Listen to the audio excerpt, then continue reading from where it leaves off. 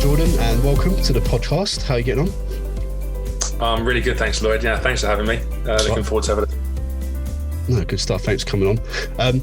Look, let's give people a brief introduction to yourself, because I think you're a bit different to the normal professional golfer that I speak to. So, yeah, go ahead.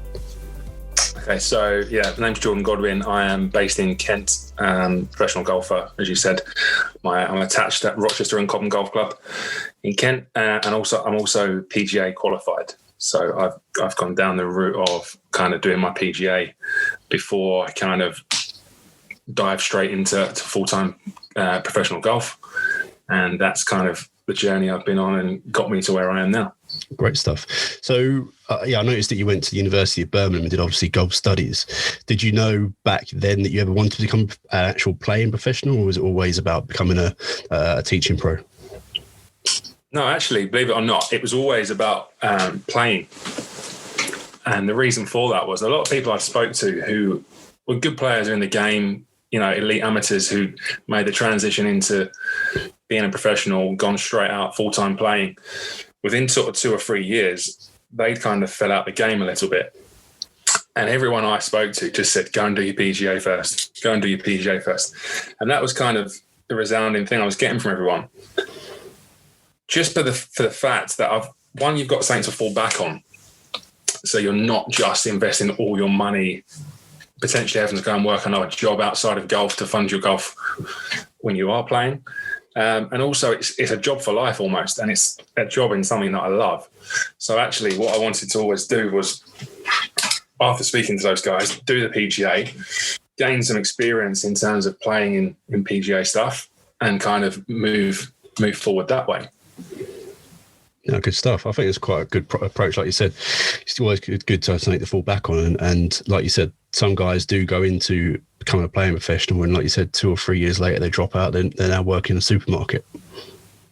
Yeah, that's the thing. You can quickly fall out of this game if you have 2 or 3 bad years, especially if you're playing just mini tour stuff and you have a bad season. You can do quite a lot in terms of expenses. If you're struggling with sponsorship, it can really put you on a back foot, and it can become quite a sort of dark place to be in very quickly. And for me, I started playing the game because I love it. And the last thing I want to do is kind of fall out of that.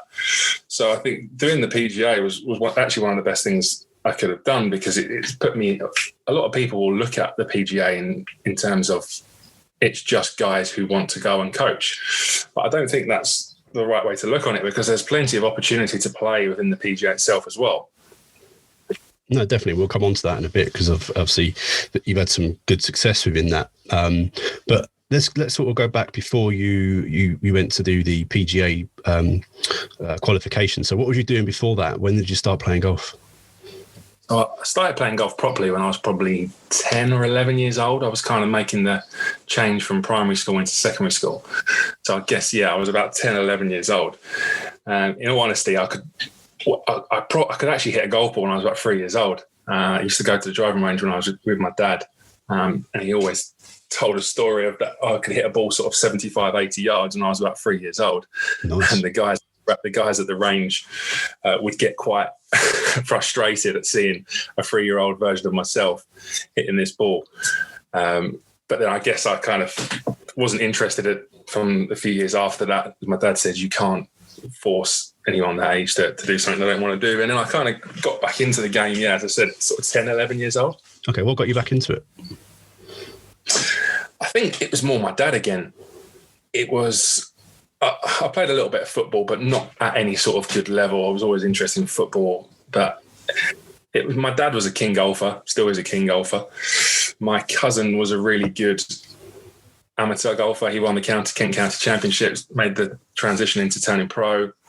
So they both played a lot of golf. And I think my dad just saw it, as he always says to us now, he didn't force us into it, but it was always a sport that he thought would teach us a lot of good life skills as well. As kind of as deep as that sounds, the etiquette side of it, you're around older people a lot of the time. It teaches you a lot of good stuff that you can kind of take into your life as well. Mm-hmm. I think you're right. And I was the same when I was a kid. My uncle was a karate instructor. And I started doing karate when I was about 6 till I was about 21. And that's a very good sport for discipline and respect as well. And that does set you up quite well for the rest of your life, I think. Yeah, definitely. And I mean, even if, you know, at that point in my life, I had no idea of what I was going to go on and do, but just to have golf in your life, I think it's such a big thing now. It's an ever-growing sport. There's a lot of business that's done on the golf course. There's so much in terms of corporate that's done on the golf course. So even if you were just, you know, had some experience of playing, I think it's a great game to be involved in now. No, 100%. Okay, so you got back into it at 10 years old. At what point did you then start to realise, actually, I quite like this game. I quite like to pursue a career in it? So I guess I kind of fell back in love with it really quickly, and it kind of became everything in my life. All that I wanted to do outside of school hours was either go to the driving range or be on the golf course. Even summer holidays, you know, my mum always tried to get us to go on a holiday. Because my brother's 3 years younger than me, he plays as well. Mm-hmm. But all we could care about was spending the whole summer at the golf club. So I was a junior member at Pedham Place Golf Club, which is in Swanley, just off the sort of M25, M20 roundabout. Okay. So they had a really good junior section there. So there was a real good sort of buzz amongst the juniors that were there. So it was always, you could always fix a game up. There was always a group of us mixing. So that was great. And that's the only place we ever wanted to be. So spent a lot of time there. Handicap, I think my first handicap I remember was something like 23. Right. I managed to dig out the very first handicap certificate I ever had the other day. 22.7, I think it was. And then from there, that fell quite quickly to start with. I think I played in a men's tournament, men's Stableford maybe, and went round in something like 49 points, wow, which was good for me at the time, but not so good for the junior section, because I think there was a big uproar then about having juniors playing in the men's events. So the handicap fell down a little bit, and I think we were then stuck to playing junior events rather than the men's ones. Right. So yeah, I probably got to 13, 14, and I was probably playing off about 8, 9, 10, sort of on the cusp of single figures. Okay. And in the from sort of 14 to 16, I kind of flew down really quick. So I think I got down to about a 4 by the time I was coming to the end of being 14, turning 15. And then in the next sort of year, it really came down quite quickly. What would you say attributed to that? I think, you know, I think it was just repetition of doing the same things and practicing as much as I was. I was involved in sort of county squads from sort of 14 years old. So I was part of a Kent County setup, under 14s, moved into under 16s. So we got some coaching from there, because I didn't really have many golf lessons growing up. My dad always taught me and my brother, probably till I was about 13, 14 years old. So we done pretty well to get to the level I was. Well, yeah, that's going to be one of my questions. I was going to ask, when you started when you went to the club and you started playing, did you have any lessons? No, not immediately. No. The thing, and the reasoning behind that was my dad always was massive on coaching when he was probably playing more in his prime, sort of when we were really tiny. And he used to have regular lessons every week. And he just used to jot everything down, write everything down, even just the basics, the fundamentals. So he kind of just passed them on to us. So although he played about 10, but he passed on sort of a lot of knowledge that he picked up onto us. He passed on his black book to you. Yeah, pretty much in a way. Yeah. And he kind of, you know, to be fair to him, he got me and my brother playing golf to a reasonably good level without us having a lesson with a pro as such.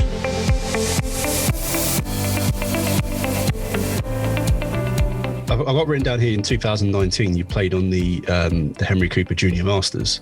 How old were you then?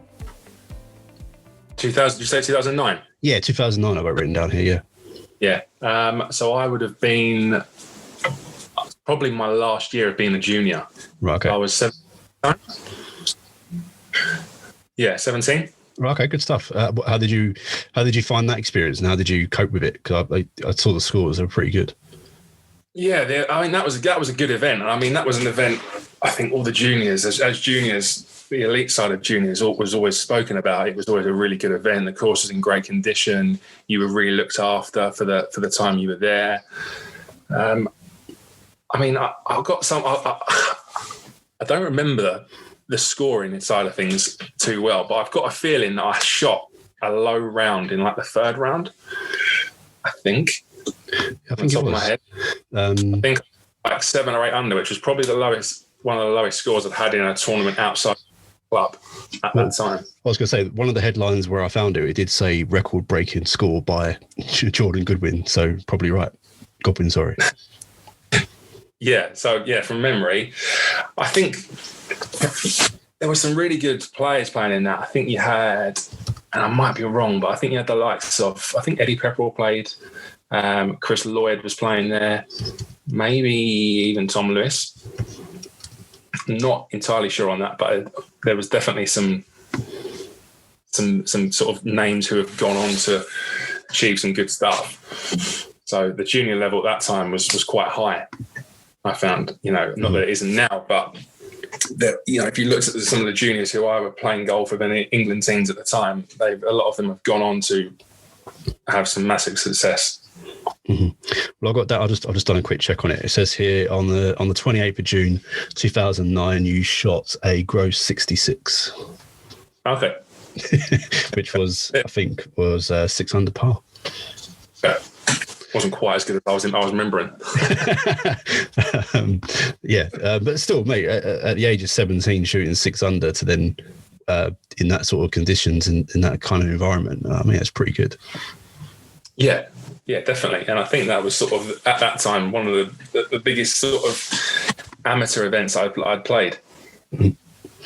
Yeah, good stuff. So I guess after that, then really, at 17, 18, you kind of had a hard decision then on what to do with the rest of your life, because it's obviously, I don't know if you was at college or anything like that at that point, but obviously then moving forward, like, do you go to university? Do you go straight into work? Do you go and do your PGA qualification?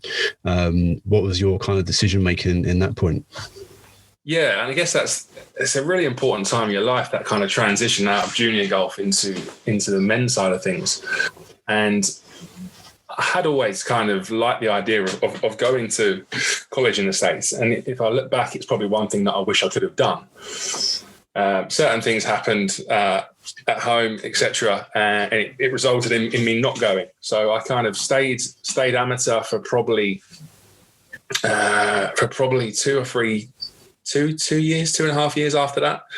So played some elite men's golf, English amateur, Brabazon Trophy, those sort of events. And then I think it come to 2011. So I'd have been sort of 19, 20. Mm-hmm. And I think they kind of, I felt like I was at a stage where I wasn't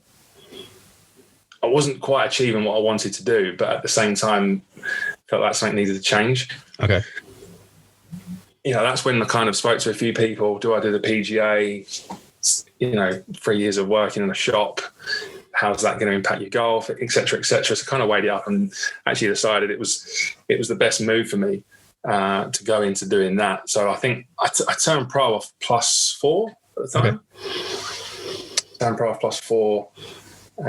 Went up to Birmingham to the Belfry actually to do like the 2-day induction course. It all came across quite well to me, so that was me set then for the next sort of 3 years.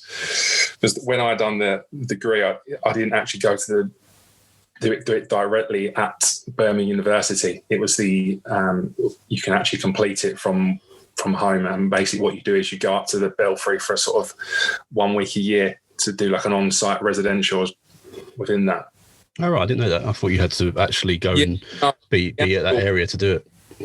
No, the main PGA degree is normally completed sort of online. So you submit all your assignments, exams online. You don't always do your exams online, but all the learning-based material is online, and then you'll go up to do like a 5-day residential where you'll stay over and go to classes that week. There's a lot, that week's quite full on. So that's normally, there is the option of going to Birmingham University to I think that's maybe slightly more advanced, but at the end of the day, you both come out with a PGA qualification. Yeah, no, definitely. Well, good result then. So, okay, so you did your 3 years, you got your qualification, which is fantastic. Obviously, then coming out of there, where did you see yourself going then? Obviously, and what was your first job straight out of getting that qualification? So I done my 3 years training at Rochester and Cobham. So that's where I was a member at the time. I kind of fell into the role of doing some hours in the shop, and then I had the opportunity to do my PGA there, which for me was great because it was somewhere I was already a member. The facilities there are great as well.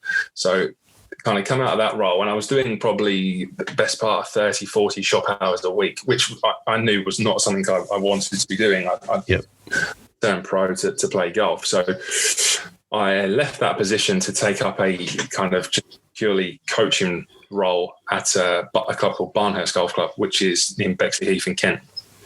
Just a 9-hole golf club with a driving range, sort of a 20-bay, really nice range. So that gave me the freedom to then manage my own diary, coach when I wanted to coach, and play as much as I wanted to play. So that was a kind of a perfect role for me at the time. Yeah, good stuff. Okay, so moving forward then a few years, and again, I've got a couple of things written down here that you then started playing in the PGA Professional pro ranks. Is that correct? I don't quite know how to describe it, and I was wondering if you could explain, because I guess a lot of playing pros just go straight to like the mini tours or whatever and try and get on the Euro Pro and all that stuff. So I'm not sure if you did try that or not, but obviously the standout things for me were on the PGA Professional circuit. Yeah. So when I remember my first event actually was a sort of a Winter Series, PGA Winter Series event, sponsored by Titleist and FootJoy, and it was at Woodcote Park in Surrey. So that was my first event out as a pro, and I actually won it on the day as well. So I was over the moon, because I thought, gone from amateur to turning pro, played my first event, and come away first prize and a check. And I thought, this is great. I like this. Yeah. You can actually win some nice money at this game now. So that was actually when you can play in events as soon as you start your PGA. So that was actually going back to my first year as I started my PGA. As soon as I turned pro, I played in that. So from there, I kind of carried on playing in some PGA events. Didn't know what to expect because I didn't really know anyone within the PGA. But soon found out actually the standard within that when I first started, and still is, was unbelievable to a certain degree. Mm-hmm. Yeah, probably 15, 16 guys that have all played on tour. I remember one of the first events I played with a guy called Godwin, who, if you've watched the Golf Channel back in the day, was on The Big Break. Remember The Big Break? I've not watched it myself. I know of the program. I've not watched it. Yeah, so he was on The Big Break. So he lost in the final. So I thought, well, this guy's a good player. And there was other guys who had played on tour. So I played more events on that, kind of had some decent results, picked up a few checks here and there. And I thought, this is great. Kind of almost learnt my trade in those first couple of years playing. Getting comfortable playing professional events. Yep. I didn't, as you said, I didn't really go into sort of Euro Pro or other stuff at that time. Just kind of carried on with the PGA stuff. It's not quite expensive to fund. A lot of the stuff is 1 and 2 day, and it's all within. So the PGA South region will cover Kent, Surrey, Sussex, Oxford, and Hampshire. So everything's kind of manageable in terms of travel. You're not doing a lot of expenditure. It was a good place for me to kind of go out and just play golf to start with, whilst earn a few quid as well. Yeah, well, you said you mentioned you won one on the first year, but I think I've got written down here the PGA Kent Closed Championship you won, and the Keith McDonald PGA South Match Play as well that you won as well. Yeah, I won the Kent Closed Championship at Lyd Golf Club. I think that was probably one of the the first wins I had, I think I've had something like 29 wins across the PGA, I think. Nice. Including, one-day pro-ams, regional events, etc., etc. But I mean, a win's a win, isn't it? So it's always nice to nick a win. Yep. Won the match play, which is part of the PGA South Region Order of Merit. So there's, just to give you a bit of kind of background on that, there's kind of 7 regions across the UK and Ireland that kind of split the PGA up. And what happens is that the top 3 from every region after their Order of Merit will go into what's called the PGA Playoffs. So the PGA Playoffs is an event that's normally played at the back end of the season, November time in Turkey. And the winner of that event then gets an invite to playing in the BMW PGA Championship at Wentworth. Nice. Yeah, so it does open doors as well within the PGA in terms of opening, other avenues up that you could potentially get a step up on the ladder. So that was kind of a good incentive as well. No, definitely. That was going to be one of my questions, was how by playing in the PGA circuit, do you have chances like that to get onto the main tours like you do with mini tours? I mean, there's not a chance to almost grab a card as such on any of the tours, but there's certainly, from the PGA Playoffs, there's certainly opportunities for you to get into tour events, challenge tour events, etc. that way. Right. So I qualified. I finished second on the Order of Merit in 2019 in the South Region. So went out to Turkey to play the PGA Playoffs, 54-hole event, where you've got the top 3 guys from every region, plus the winner of the British PGA Championship and the British Assistants Championship. So I think it used to be the top 10 from that event actually all got into Wentworth, but the tour has taken back spots over the last few years. I think with the Rolex series coming in and whatnot. Yeah, I can imagine. The spots have been kind of swallowed up and they've kind of moved into other events. So I think it's just the winner now gets the start at the BMW, and then in the top 5 will get starts in the British Masters and also some UK and Ireland Challenge Tour events. Okay, nice. Did you manage to get in the top 5? Unfortunately, I didn't. No. No, a friend of mine, Mike Bullen, actually, he played brilliantly that week. He actually won it, qualified him for the BMW year just gone, and he made the cut. He made the cut and played really well. So nice. Fair play. Yeah, he so it shows you how the opportunity is there, and if you take advantage of that, then it can definitely lead you on to other stuff. Now, One Pod Life is brought to you in partnership with Energy Golf, the leading golf development platform. They are committed to providing a service that allows you to reach your maximum potential by improving your mindset, creating physical longevity, and funding your golf career. What they've done is take professional tour team experience and brought it to you through their platform so you can have your very own tour team in your pocket. Energy Golf offers the ability to learn from leading professionals in the fields of fitness, nutrition, breathing, caddying, psychology, business, as well as proven tour winners and many more. There are also courses based around the mental aspects of golf, such as mental toughness, emotional control, and self-esteem. Visit energy.com to learn more, and to claim your exclusive 1-month free trial, simply send an email with the subject OnePodLife to info@energy.com and enjoy. Now let's get back to the podcast. So with that performance then, of obviously getting through to the Turkey, sort of the final match play tournaments, then is that what then led to you being picked for the PGA Cup team, where you went out to America and played against the US? No, it's not actually. Again, so the qualifying, that in terms of how that's done in terms of the qualifying, so the British PGA Championship, which is obviously played every year, it's a four-round tournament. And it happens, obviously the PGA Cup happens biannually, so every 2 years, same as the Ryder Cup does. So the points are accumulated from the 2 years of playing in the British PGA Championship in terms of where you finish in that event alone. Right, okay. And like you said, the PGA Cup team is like the Ryder Cup for PGA Professionals, isn't it? So, yeah. Yeah, it's exactly as you've said. It's the PGA's version of the Ryder Cup. It's your top 10 guys from within the British PGA playing, and it's the top 10 guys in the States who are also PGA qualified. No, fantastic. And what was, obviously that must have been quite a highlight for you then, being obviously managed to qualify for that and then go out to represent your country, I guess, isn't it?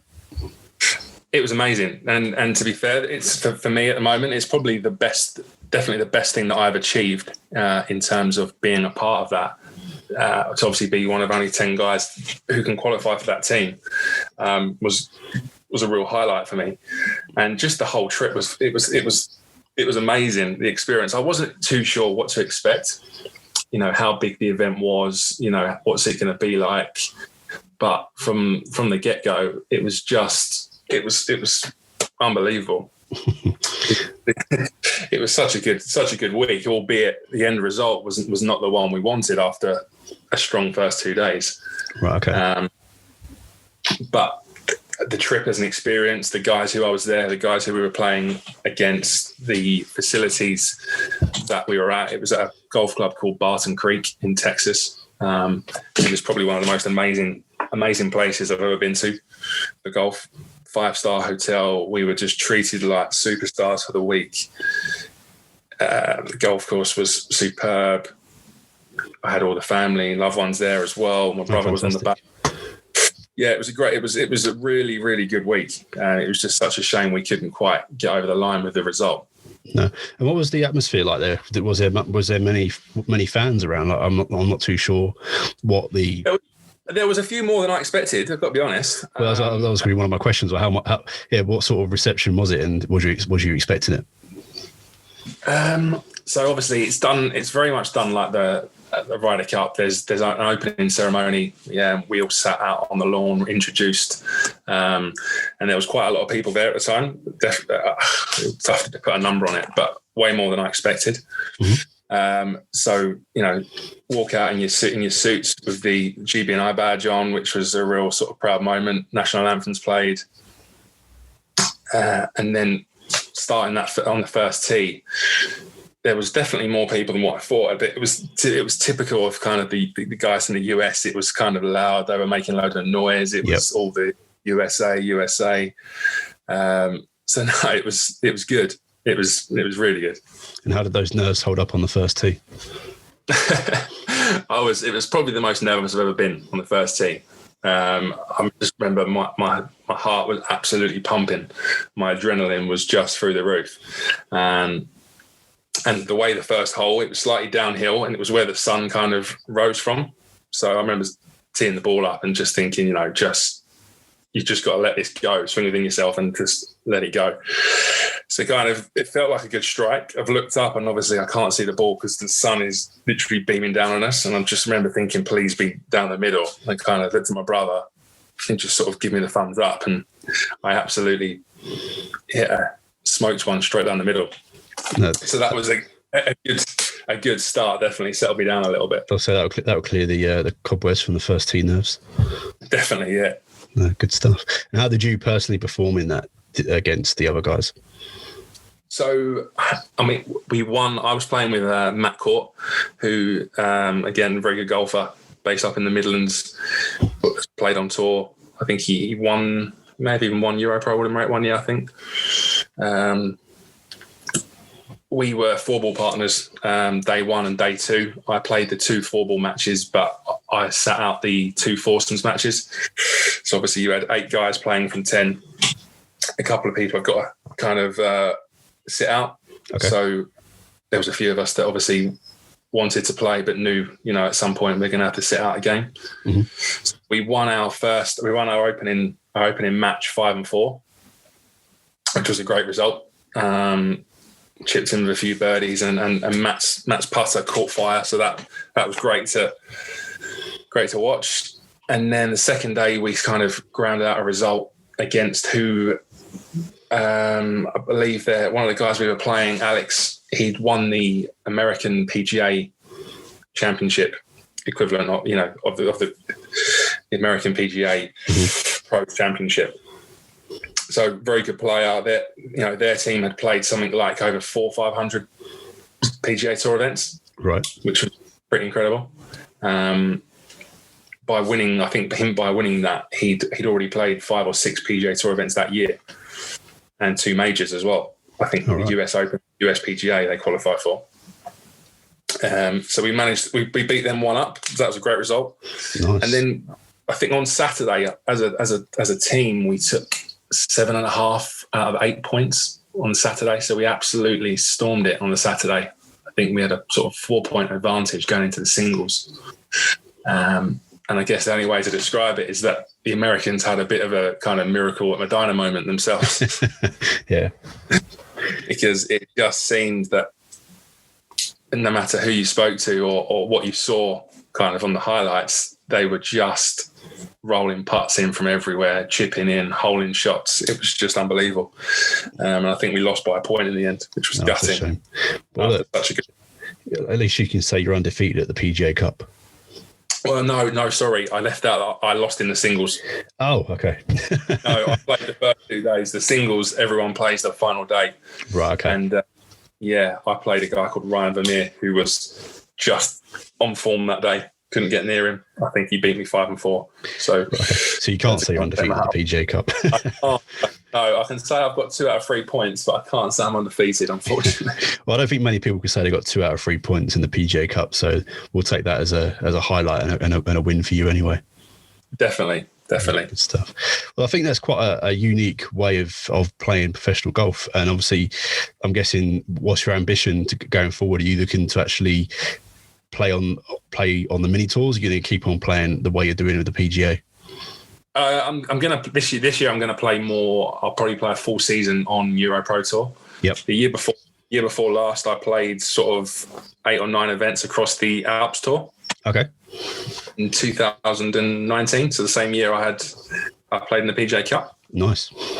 So reasoning behind that was, again, getting out of the PGA stuff, going into Alps Tour. It was just kind of, I felt like it prepared you a little bit more for what tour life is probably all about. Mm-hmm. A bit more travel, different countries. It's not just getting in the car, driving to an event, coming home. Yeah, so it kind of puts you out of your comfort zone as well, doesn't it? Definitely. Yeah, definitely. And it takes you out of your comfort zone. I think that was a great experience. I had some good events on that, but I probably just didn't play enough. I kind of didn't schedule my year probably well enough. So I played a few events, had some good finishes. I think I finished 3rd in the Gosser Open, which was an event in Austria. Nice. But yeah, kind of was too mixed. I think I might have even played a handful of Euro Pro events that year. Right. And actually, on reflection of that, I should have just kind of stuck to one and gone kind of fully in on that. Yep. Rather than kind of playing a mixture, plus also sort of balancing PGA events as well. So this year, definitely the plan. Yeah, so I was going to say that's now obviously made your decision for this year just to do Euro Pro. Yeah, so I'll play Euro Pro. Euro Pro is in theory my majors, so that's nothing comes before that, apart from obviously the British PGA Championship, because that'll be played this year, and within that I've also qualified again this year for the PGA playoffs.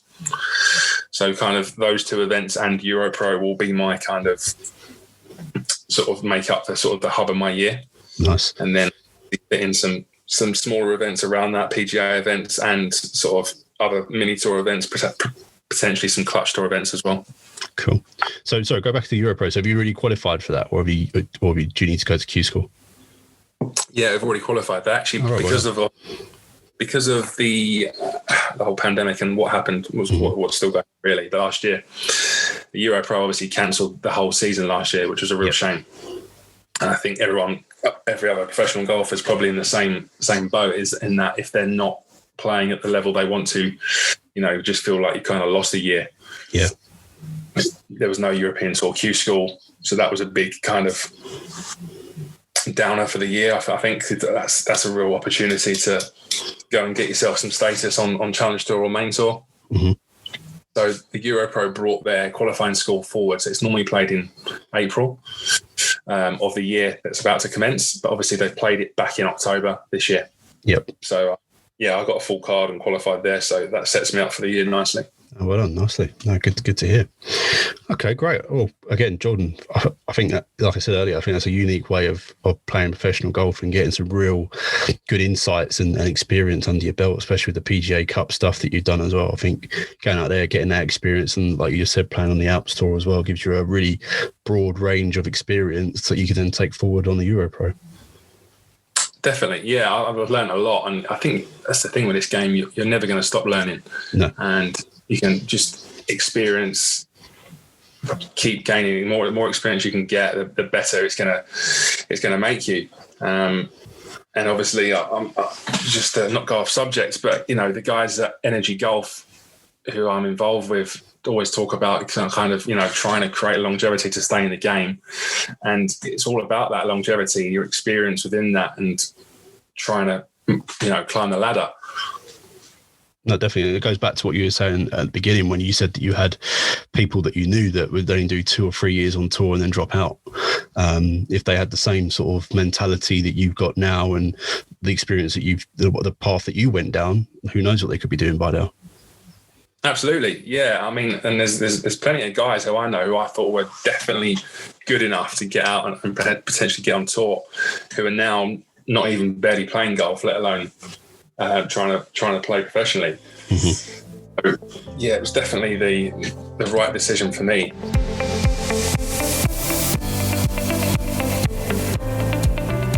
Okay, what we'll do now, we're going to put your PGA coach head back on, and I'm going to ask you for what your top 3 tips are for anyone who is aspiring to be a professional golfer. What are the 3 things they should or shouldn't be doing? The top 3 things they shouldn't be doing, or should be doing. Okay, yeah, sure. So, don't watch too much YouTube. Yep, it can be dangerous if overabsorbed. I think it's different if you're working with a particular coach who has told you to watch something, or you watch one guy's stuff who's very good at what he does and puts it across. I think if you start to dive into watching too many videos, some stuff may appear conflicting at times, and you can just purely overload your brain with too much stuff.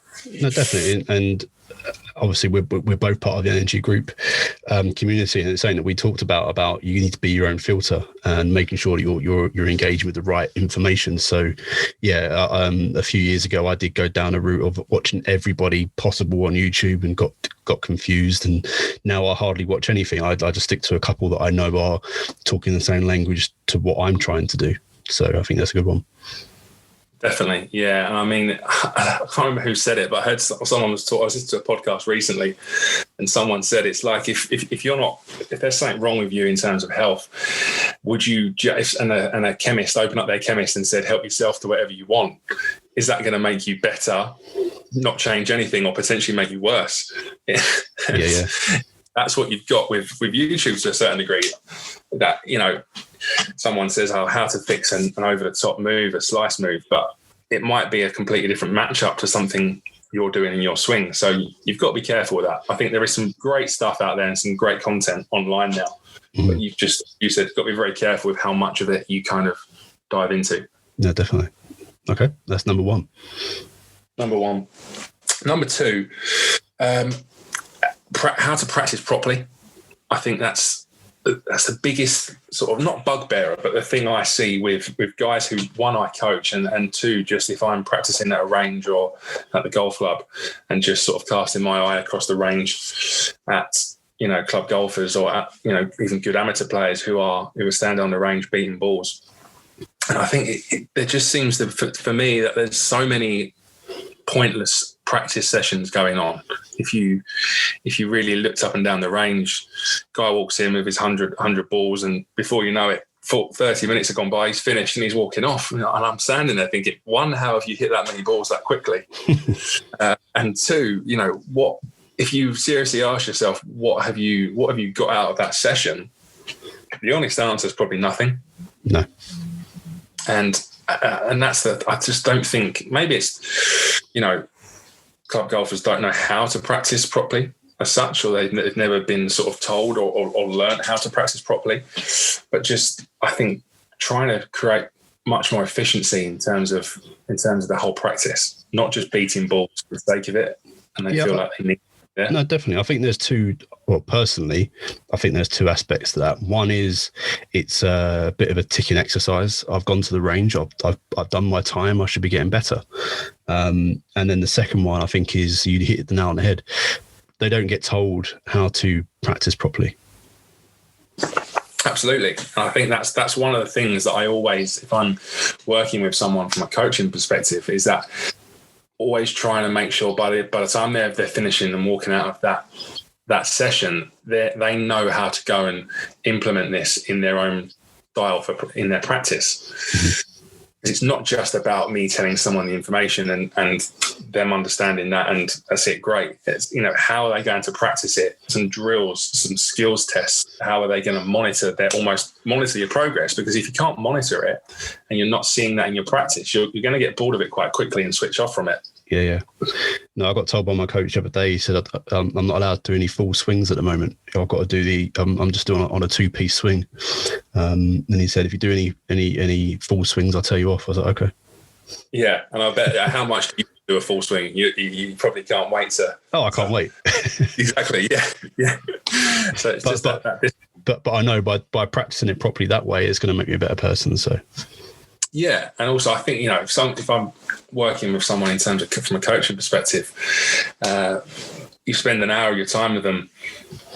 They take that information away. If their practice isn't good, the likelihood is, and within this 2 or 3 range sessions, they potentially undone all the good work you've done in a lesson. Mm-hmm. If they're just standing there and they're particularly, I would put someone in the brackets of a ball basher and just, knocking the balls out pretty quick. There's not many sort of feels or drills going on within that session. It's kind of going to go back to default, which is, the reason they came to you in the first place. No, definitely. No, good stuff. Okay. And what would be your third top tip then for someone to be? Third top tip. Okay. I guess it's a little bit linked to practice, but just preparation to playing. Okay. And you can relate that any way you want, but I see too many guys, I think, turning up to their tee time, even if they're playing in a monthly medal. I'm talking more about club golfers, I know, rather than guys transitioning into professional ranks. But I guess, turning up to a tee time 5 minutes before you tee off is going to do you no favours at all. I often have a conversation with someone who I work with or one of the members of the club.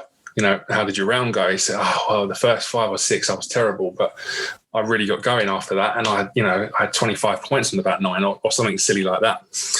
But to me, all that says is that they weren't prepared for the first 6 holes. Yep. They're not seeing it in that way. They just thought, I started badly.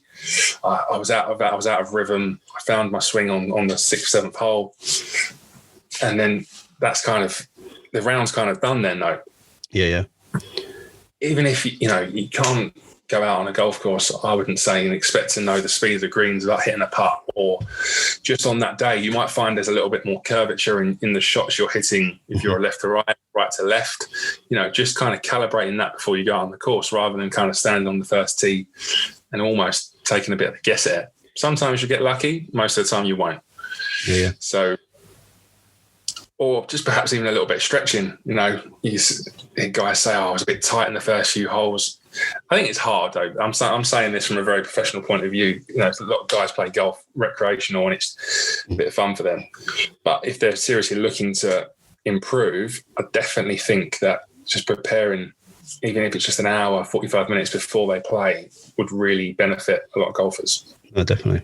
No, I think you're right. You hit the nail on the head, and by the time you played 6 holes, you could have hit 30 shots by that point, and you could have easily hit 25 on the range, like you said. Learning, okay, how's first 5 or 10 might be just to loosen up a little bit, get the body moving, and then 15 shots to work out. Okay, what's my trait today? And then get straight on the course. Okay, this is how I'm going to play golf today. Yeah, definitely. And, those 25, 30 balls that you're hitting, I think it's not even a practice session. No. It's irrelevant to how you actually hit the ball. It's just giving you a bit of feel for how the swing feels, how you're particularly hitting it. And, is there anything a little bit out of sorts that you can kind of manage on the golf course? Because you haven't got enough time to start implementing a change there and then. But on a personal level, I know when I'm warming up and hitting a few shots, you're just kind of looking at, flight, trajectory, strike, how does it feel, and then you can kind of correlate that to when you're on the golf course. No, definitely. No, fantastic. Thanks for those 3 tips. I think they're gold ones, really, that people need to sort of start doing, and something I'm going to take on board as well when we actually are allowed to play golf. I think I'll be so excited I'll forget about the 45-minute rule and just go straight to the tee. I think there's going to be a lot of people doing that to start with, Lloyd. I think there's a few high scores when we first go back. But I'm not looking forward to the first score. I might not keep that to myself for a bit. Yeah, definitely. Yeah, I think there could be a way with drives, but no one's seen where the ball's going for the last month and a half. They've just been hit into a net. Yeah, exactly. Yeah. Good stuff. Well, Jordan, thank you very much for coming on the podcast and giving us your unique insight into professional life. And I'm really excited to hear how you're going to get on in the future. And when the Euro Pro opens up again, get back on there and see how you can get on. No, pleasure. No, thanks for having me, Lloyd. I've enjoyed the chat. No, cheers, pal. Thank you very much.